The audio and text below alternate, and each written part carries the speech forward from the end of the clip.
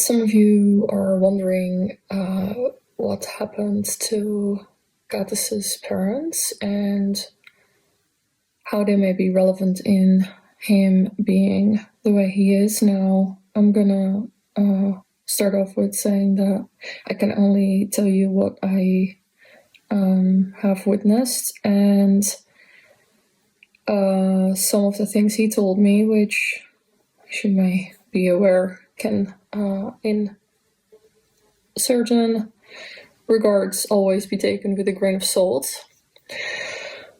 That said,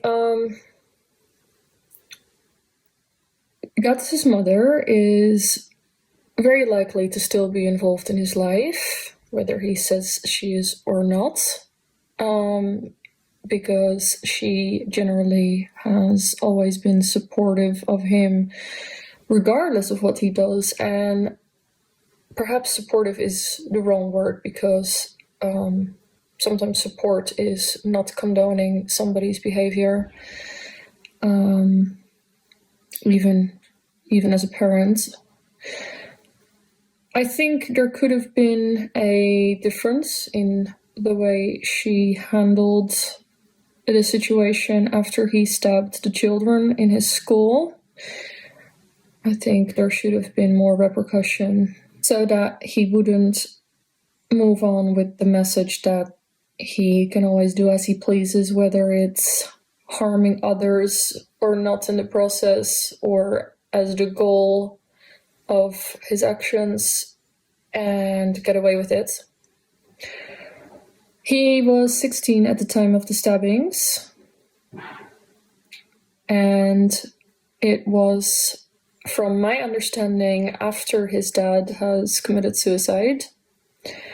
Now, his dad was an alcoholic and had been in jail several times as well for abuse and violence, generally towards women.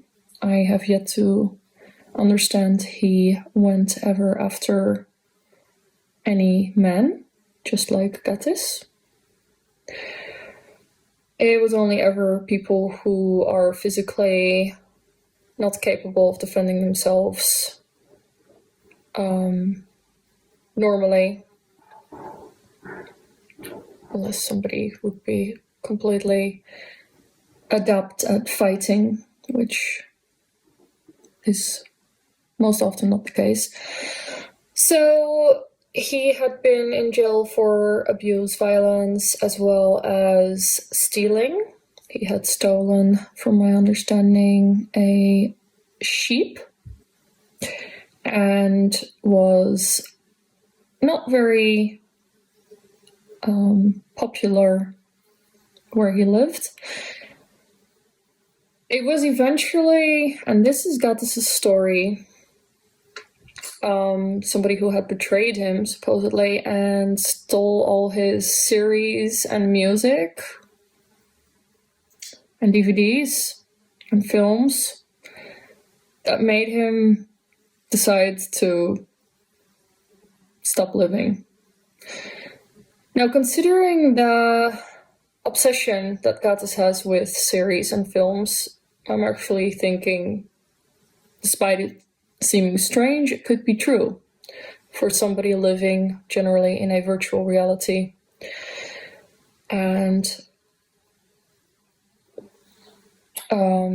wanting to escape from reality. So escapism was a big theme for Gatis' father as well as himself. And the guy was a drunk, from what I have understood, and had a violent drunk at that. Some people have said, if you want to know if a man is violent, give him a drink, and either he's going to be very almost clingy, asserting romantic feelings, or getting violent and So you would potentially know whether a man is by character violent or loving. I personally believe it has something to do with his dad taking his own life that made him snap. Like, it was always there, I do believe. I do believe that he is a psychopath by nature, just like his father. And it certainly didn't help that his parental figure, especially the male figure, who he would potentially identify more with, disappeared so violently, really, because it's another violence towards a child, is to take one's own life when one is a parent, I believe. And so this would have confirmed any potential beliefs about him not being worthy, him not being good enough, him not living up to, for him, an important figure in his life standards, his father. I don't know the exact way his mother dealt with this situation, but I do know that she told me that she was relieved that he was gone. And she finally felt like he was no longer a threat. So she, too, was living in fear, mostly. Gatis' parents have been together for over 10 years, and the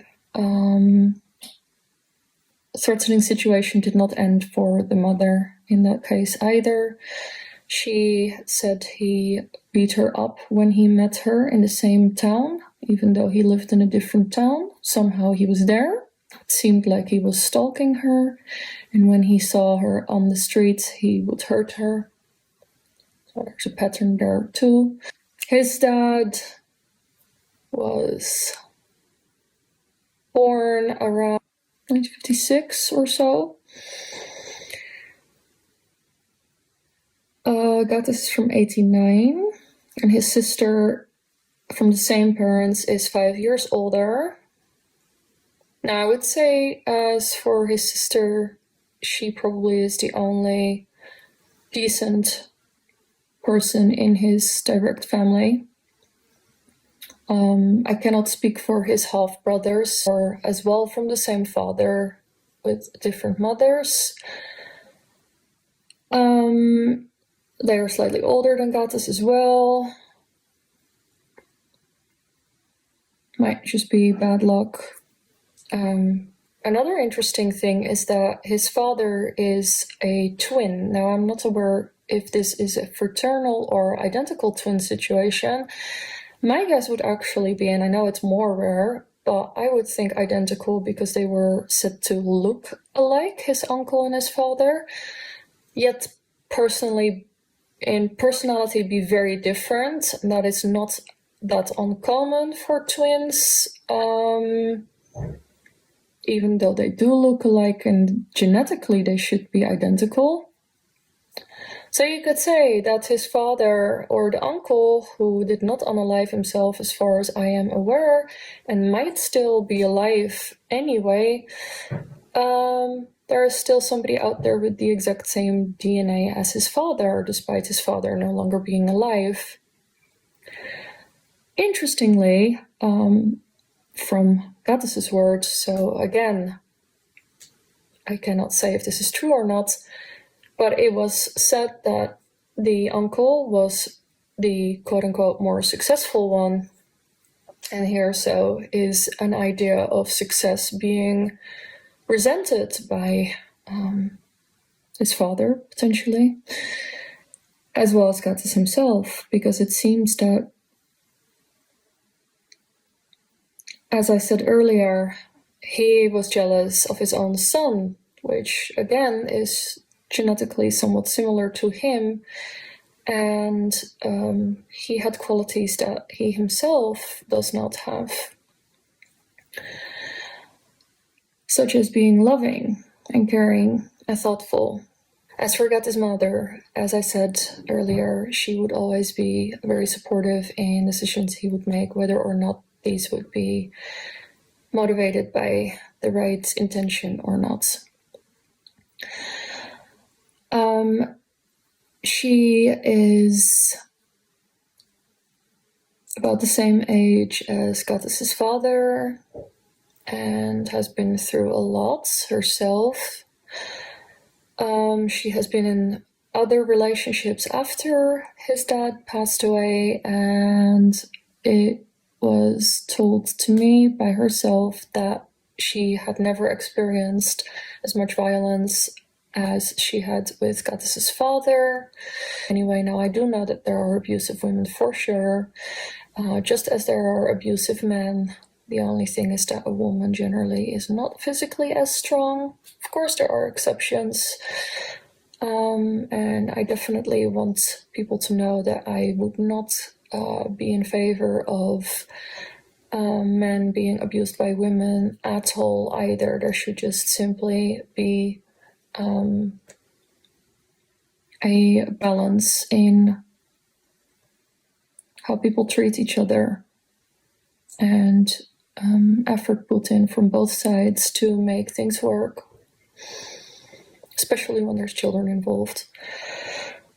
So I believe that she is still in contact with him, despite him saying he has no family, and oh, he's alone and he needs support and help and all that stuff. I think, again, this is a form of projection or a form of trying to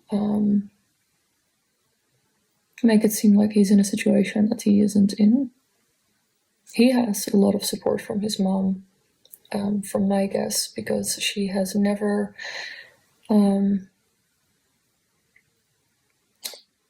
not condoned his behavior. Like, she might say, like, oh, well, you can't do that, but that's it. There were never any repercussions for any of his behavior, even when he was under caretaking age. So she was the parent and he was legally not yet able to make his own decisions. She would not do anything, and he would just learn to get away with whatever he pleased to do. So yes, I would say she's a major factor in why he seems to think he can do whatever he likes, and as well as that his father is a major factor in having taught him to do the wrong things. He told me as well that his father would let him watch horror movies from the age of 7 onwards, which is obviously despicable, especially if you are aware of the influence of media on the brain, and that a picture is never forgotten, even though one might not have it at hand at the time. It's still there, and it will influence somebody's behavior. It will instill fears in the case of horror and other things that are not understood by the brain, which a lot of media is, because it is an unreal situation, so there simply isn't any understanding it. And I'm not even speaking of potential subliminal effects it might have. I think this was a way of abuse from his father towards his son, especially knowing that the son might as well have outlet issues of like anger and asserting control, etc. He still is very much obsessed with horror and anything murder and anything blood and anything. And strangely enough, you would think like, oh, somebody then has no fear. Well, that is not true, because when we used to go out for walks in the nighttime, I had to reassure him that we weren't being followed by a killer.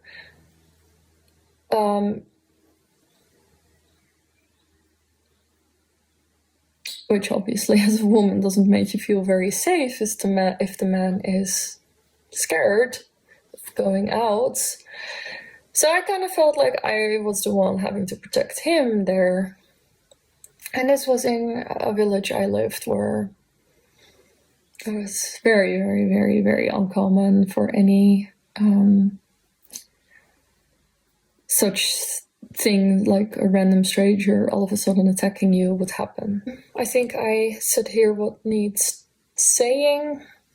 I probably forget a few things or they're not at hand right now. I will also probably release some text messages I have had with his mother that would shine some light on how she thinks. I don't know necessarily whether or not she has any narcissism herself. I have understood that she is quite unfair in the way that she enables Gatis, and other than that, seems to always want to be right and